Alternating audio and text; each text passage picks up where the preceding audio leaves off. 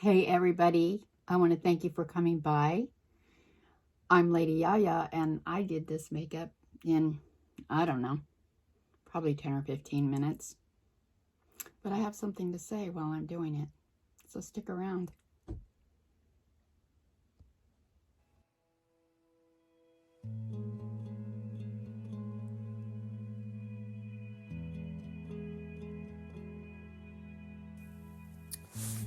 Why do we procrastinate? Why do we put our lives on hold? Why do we let things sit and collect dust? I'm saying this metaphorically and literally. I feel like since my mom passed away, my life has been on hold. And for some reason, I feel like when she left, she took my dad with her again. Probably because I felt like as long as she was with us, a little piece of my dad was with us too. But her passing left the biggest hole in my life for so many reasons. My parents represented security to me, and as long as they were around, I felt safe. I never questioned that. Perhaps I was never aware of that. I just sensed that I always had that security when they were here. What does procrastination have to do with my mom and dad? We'll see. Yeah, lately I've been going through closets and cabinets and getting rid of clothes that I don't wear anymore or that I'm tired of, and things that I just don't look at. Like I have all of these VCR and they're movies from my parents and some of mine and music and stuff, but I can access that all digitally now. And oh my gosh, but it's killing me to get rid of it. It's like I'm making myself do it because it just takes up space and it's painful. But I still have so many other things to go through. I have pictures that I will never like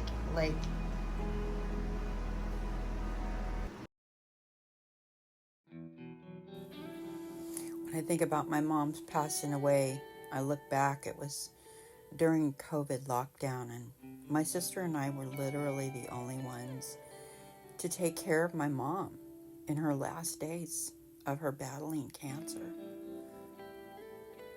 We had hospice there to help, and that really did help quite a bit. But for the most part, it was my sister and I and no one else to help. And we both became nurses. We never even knew how to be a nurse, but we learned real fast. If we took my mom to the hospital, we would never have seen her again, and she would have passed away all by herself. The hospitals were overflowing with COVID patients. So we did what we had to do, and we kept her as comfortable and loved as we could until the end. How does this have anything to do with procrastination, you ask? Well, literally the day after she passed, we began the process of closing the chapter of my parents' life together. Yes, my mom procrastinated too. She never got rid of my father's things. So my sister and I were left with that task also. We had to decide what to keep and what to donate. And looking back now, I realize I was in such an emotional shutdown state. I didn't want to part with anything. Well, I inherited my parents' home, and that is where my husband and I live now. So, believe it or not, within 3 months' time, we had to not only shut down my mom's house because we had to remodel it in order for us to move in. It was badly and desperately in need of repairs.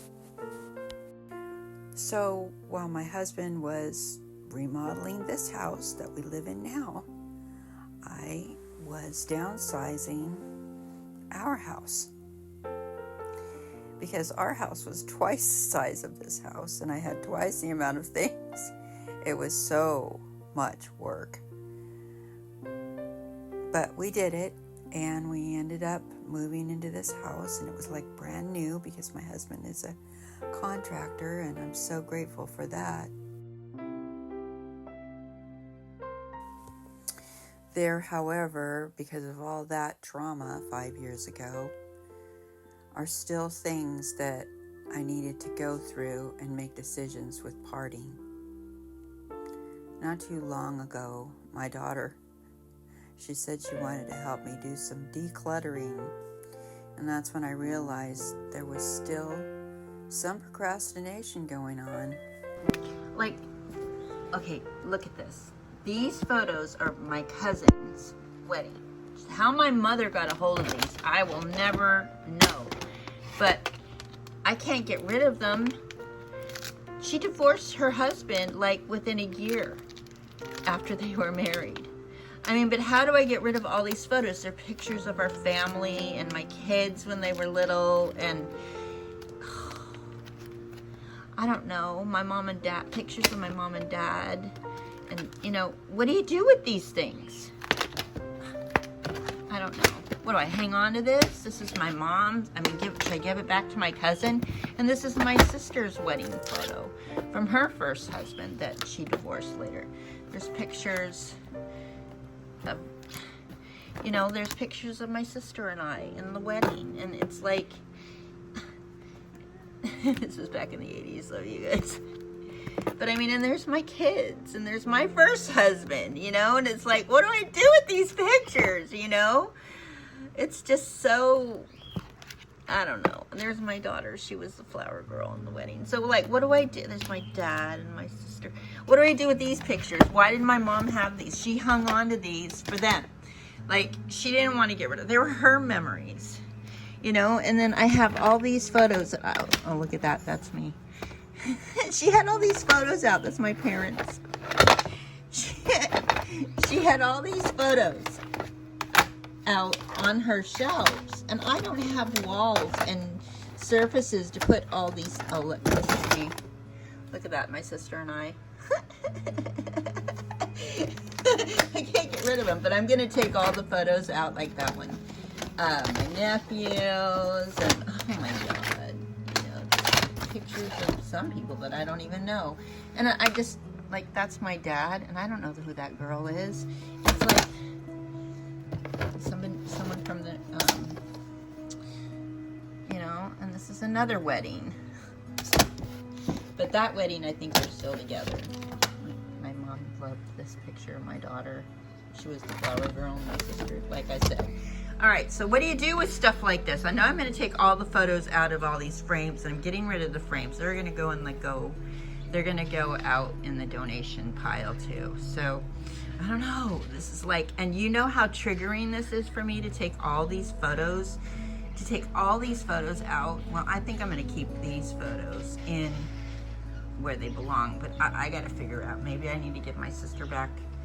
I mean, unless she wants to give those photos to her sons, but some of those pictures I want to keep for myself. I mean, you know, okay, I have to make decisions. Oh my gosh. And that is why I decided I have to take the deep dive and let go of more things that I've been hanging on to that are taking up real estate in my life and in my home. But this kind of decluttering is really painful.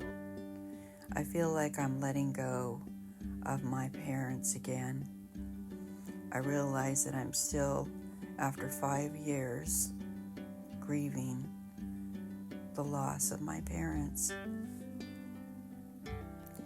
Somehow I have to make peace with this don't know, have any of you out there had these feelings and experiences?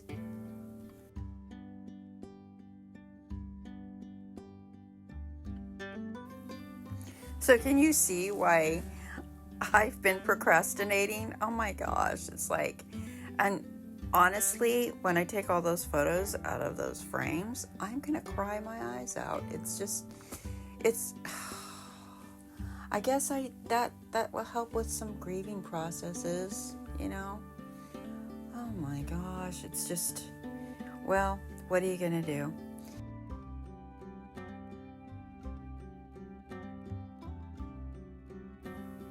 Well, my husband has this little saying that he says, the only way you're going to go through it is to get to it. So I guess I have to get to it. What a process.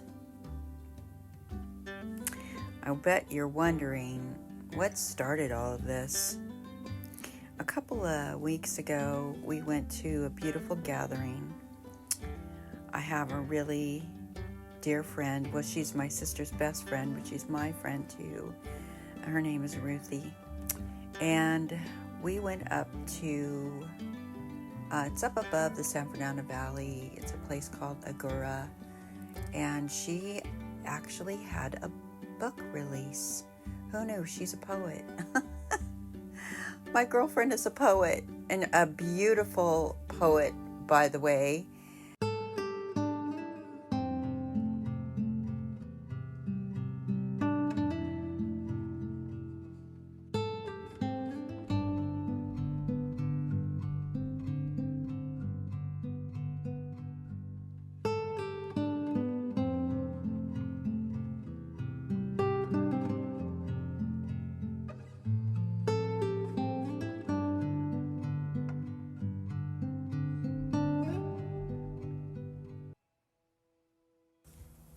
I wonder how many of you out there have been to a book release before. I never have. This was my absolute first one, and it was so exciting. And it was, what made it more exciting was that my friend wrote this book. It's a book of poems. It's called Resting Warrior. As you can see, I have 2 copies of this book. Actually, we have 3 because my friend Ruthie gave us each a copy. This was the copy. It was a paperback copy. I've already read through most of the book. Oh my gosh, it's amazing. But I ordered a hard copy because I'm going to be doing an interview probably in I don't know, in the near future sometime when Ruthie and I can get together, and I want her to autograph this one. This is my special copy. I know I'm going to be reading these poems, bits and pieces to you, with Ruthie's permission in future videos.